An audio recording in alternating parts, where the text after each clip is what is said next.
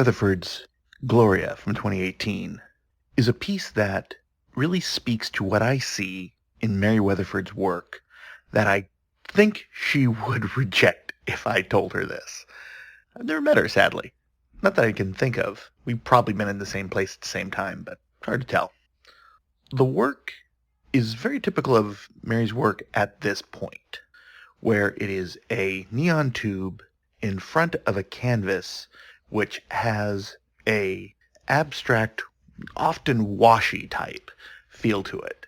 And of course, this speaks to a number of aspects of abstract expressionism, in particular the work of, in my mind, Frankenthaler, Lewis Morris, and especially Joan Mitchell, coupled with the neon tube zip and the idea of the zip from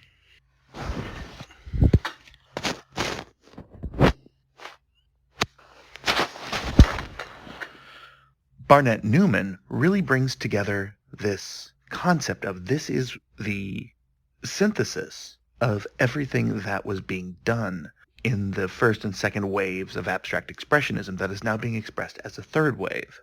There's also an element of it in me that I see as Rabo-Karabakian from the book by Kurt Vonnegut, Bluebeard, but that's just me. The concept here appears to be making a reference to the art of the mid to late mid 20th century. In particular, like I've mentioned, of course, Newman, Mitchell, Frankenthaler. There's a little bit of Motherwell to some of her works, actually, that I sort of see.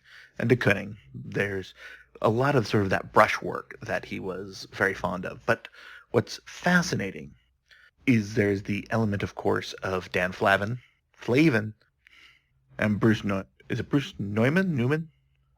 And the idea of using light, specifically neon light, very important, because it ties everything into this idea that all that hits us from anything we're looking at, is the light reflected off of it. And here it's producing a great amount of light itself. It's as if the painting is giving you and is now producing the light that it is giving you. And that's a very different idea than how light reflects off something. When you look at these paintings, you are not seeing the true colors of them. You are seeing the color as they interact with the light. And in this case, the colored light of the neon tube changes it. And it makes your perception much different. And ultimately, isn't that what painting does?